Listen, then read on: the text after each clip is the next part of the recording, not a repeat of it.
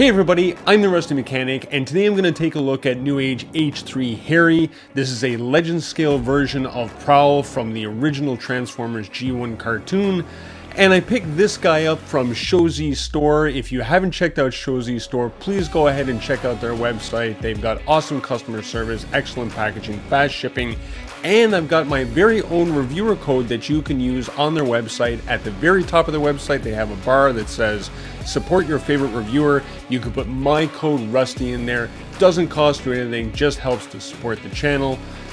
And with all of that stuff out of the way, let's dig into it. Okay, so let's take a quick look at the box here. This is actually a pretty plain looking, this is actually disappointing to me, the box. It's very plain looking. Box art actually looks like the original toy, from back in the 80s. So it has that type of box art on it.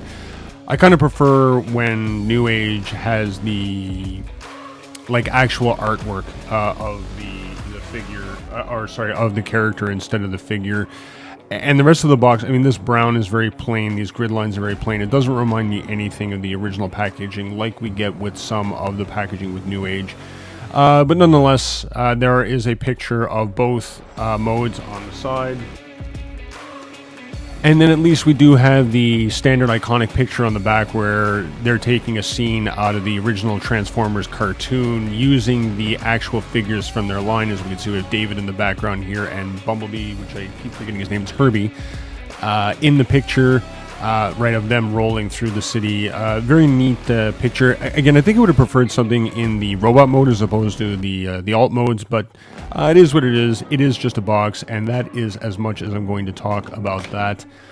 This is probably going to be a very quick review, actually, because it's a really neat, simple figure, which is nice. And I will show this off in a second, but I was kind of surprised at the instructions because I opened up these instructions, and this is, being H3, it's a re-release that I just picked up recently. So, I mean, this originally came out a long time ago, several years ago, but I didn't realize that Newage did full color. I mean, it's not full color, but the parts, it's the actual figure, and it's almost like it's a rendering, and the parts that need to be moved are actually highlighted in red. This is the best set of instructions I think I've seen from Newage, because a lot of them are more like drawings now, which I find sometimes is just hard to read. But anyway, that's enough about instructions. You're not here for that stuff. I just thought it was neat. There he is in the standard plastic bubble packaging. Not a lot going on. We've got some accessories that we'll go over. His standard looking pistol along with his two shoulder cannons.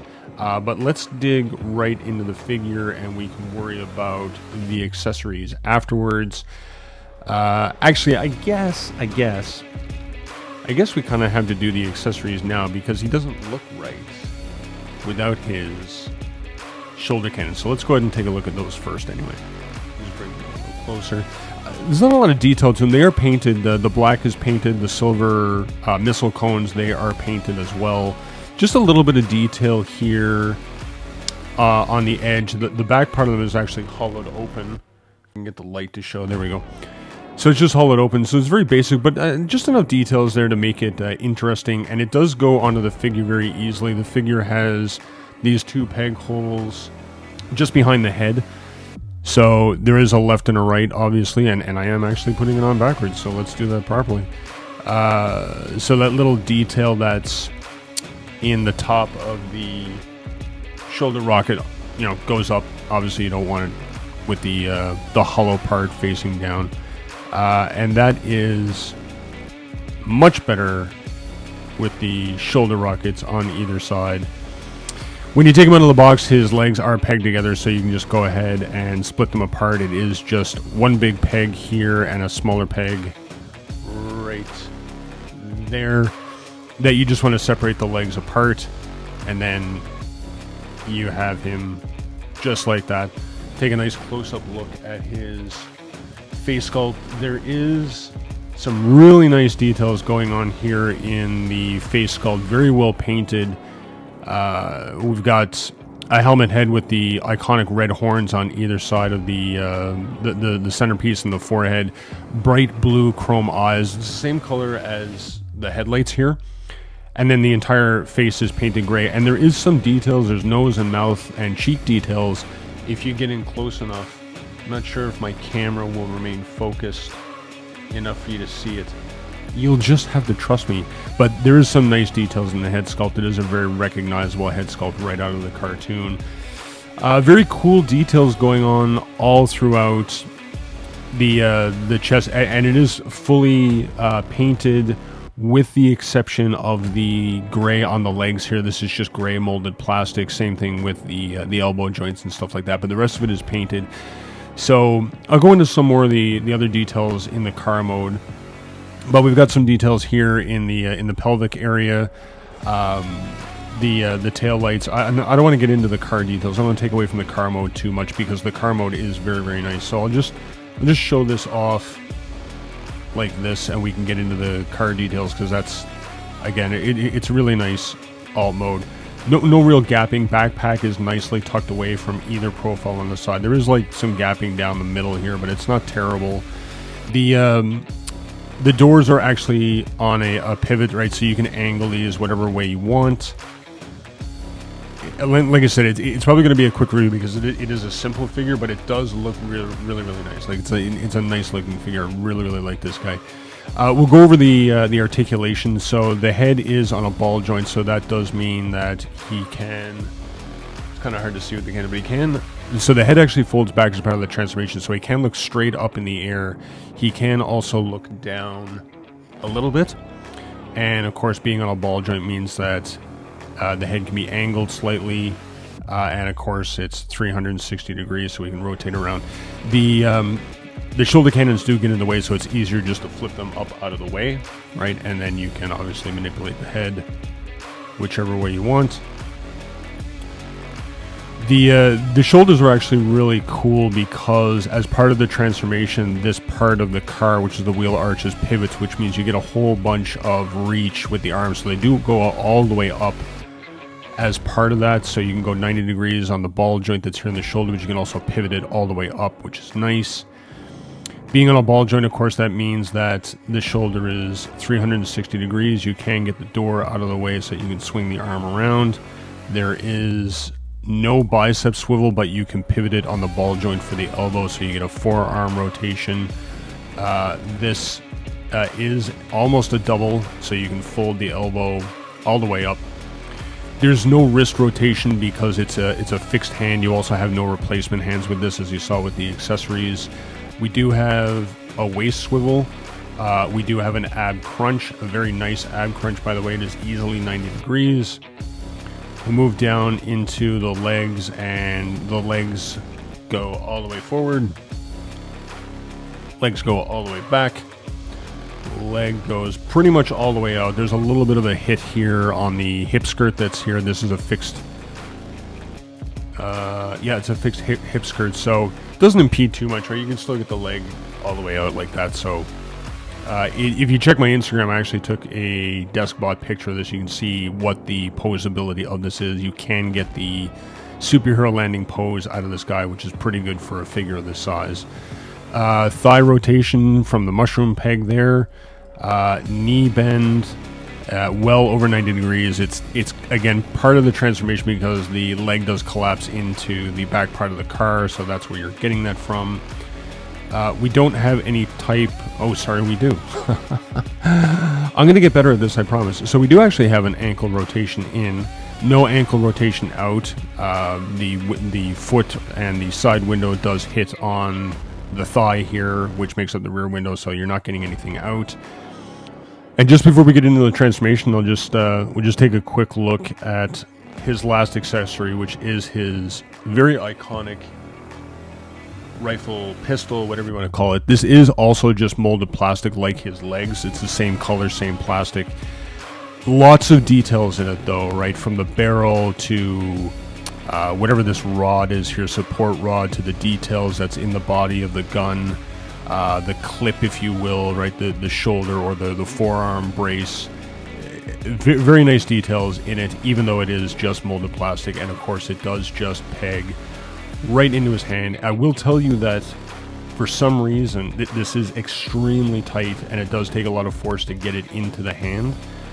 So don't be afraid to apply some pressure there, but there it is in his robot mode, and that's all of his accessories. So we'll take a look at the transformation. Obviously we have to remove the pistol. You do have to remove the 2 shoulder cannons as well, so that they do not get in the way. Very, very simple transformation, very intuitive, very easy, lots of fun. You almost don't need to look at the instructions. The only part that is difficult is getting the legs to collapse into the back of the feet. Because of the way that this double pivot happens, as well as the way that the thigh rotates, it's kind of difficult to get this to move the way that you want to get it to collapse, but it's not super difficult. It's just a bit finicky, and once you figure out how it's supposed to move in there, it completely makes sense. So we'll start with those 2 heel parts.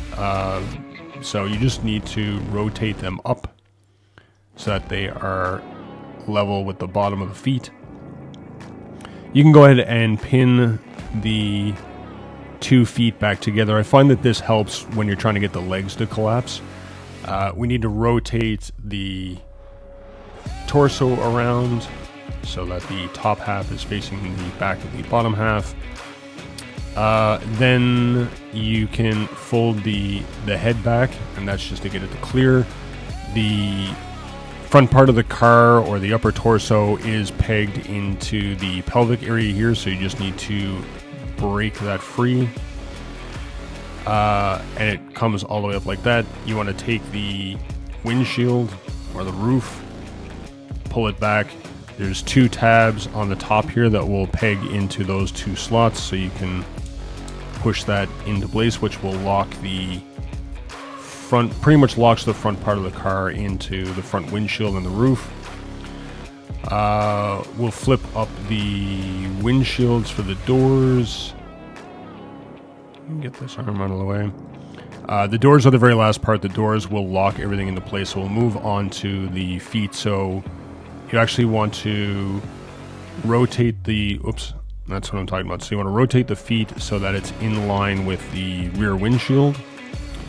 And then, like I said, this part in here will double pivot into the feet, and the top part of the rear roof will tab onto these 2 tabs here. So you just need to work it up and in just like that, and that helps to lock the roof in, which locks the roof into the front. Now we can do the doors. So there is a tab at the top of the windshield and a hook tab that's here in front of the rear window that goes into the door. So as you close the door, all of that will tab together and lock into place.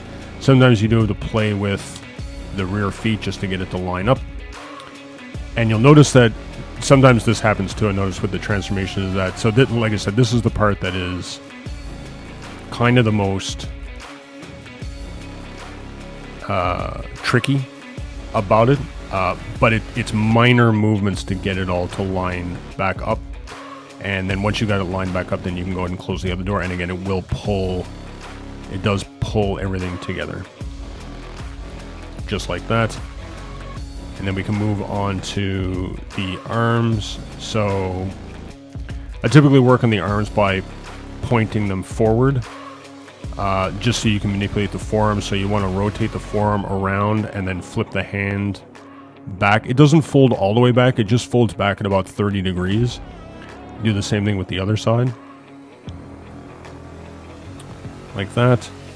And then rotate the arm around 180 degrees so that the wheel is facing up.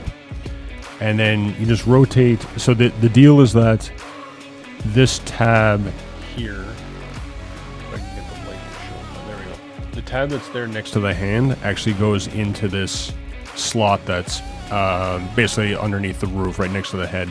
So as you rotate the wheel in, I accidentally twisted the form. So as you rotate the wheel in, then... Sorry, I got the hand in the wrong position. I'll show it better on the other one. But you'll notice that the hand actually sits in just below the head, right? So it doesn't really tuck in anywhere. And then just give it a push and you'll feel that click right there. That tab will fall into that slot. So I'll show it better on this one. So with the arm like this, rotate it in 90 degrees and then just move the forearm down underneath the car. Now what you'll notice is that sometimes the wheel arch for the car rotates too far in, so you just need to maneuver the wheel, right? Just work the wheel so that it flattens out the wheel arch into the hood, and that will line up your forearm better so you can click it into place. And it is as simple as that, and there it is. And this alt mode is very cool. So this is a Datsun or a Nissan Z car, right, from the 70s or early 80s. So this is probably a 280 Z if I'm remembering my cars properly. And there is the Fairlady, right, the Nissan Fairlady. This looks exactly like a Fairlady, right? Like this has the silhouette styling of a Nissan 280Z, Fairlady, whatever you want to call it. And the painting and the detail on this, to be honest, I actually think that this mode looks better than his robot mode. And it's one of the few alt modes that when a company gets this right, it just looks fantastic, right? So you got the roof, or sorry, not the roof, the hood venting, painted headlights that are bright blue chrome. The windows, all the windows are painted this bright blue chrome, right? So there's no translucent clear plastic that you can see through, where you can see the cable and all that inside the body. Just straighten out that wheel. The rims, right, like the detailing on the rims, the silver painting, the tread work on the tires, the little details like the police shield. This entire thing is painted front to back, right? We've got the orange signal lights in the bumper. There's a license plate holder, the front bumper, bump outs. Same thing in the rear bumper. We got painted brake lights, signal lights, license plate holder. Like, there's just so much detail that they put into an alt mode that's this small. It just makes it very, very impressive. And everything's tucked away underneath. You can clearly see the head, unfortunately, but again, I don't know that we care about the bottom part of these figures, right, in these scenarios, because no one's displaying their alt mode upside down like this. Anyway, I can't say enough about this. Oh, the detailing for the rear view mirrors as well, because on these cars the rear view mirrors were out here on the hood and not back here next to the door. Wipers, right? We got painted wipers and raised details here. This is just fantastic work from Newage. I love this alt mode. I can't say enough about it. I could probably sit here and drag out this review just talking about this alt mode, but I won't. So that's it, everybody. Once again, thank you very much for hanging out with me and checking out these reviews. If you do like these videos, of course, quick like or subscribe would be greatly appreciated. And you can also check the description down below for other details, including all my other social media platforms, including another YouTube channel that I have where I do videos on my other passion, which is motorsports like autocross and lapping at the track and that sort of thing. So if you have a moment, please go ahead and check out that YouTube channel as well. It's the Rusty Mechanic Drives. And of course, in the description, there's other ways that you can help to support the channel if you would like. That is also greatly appreciated as well. That's it, everybody. Thank you very much. As always, I'm the Rusty Mechanic. We'll see you next time.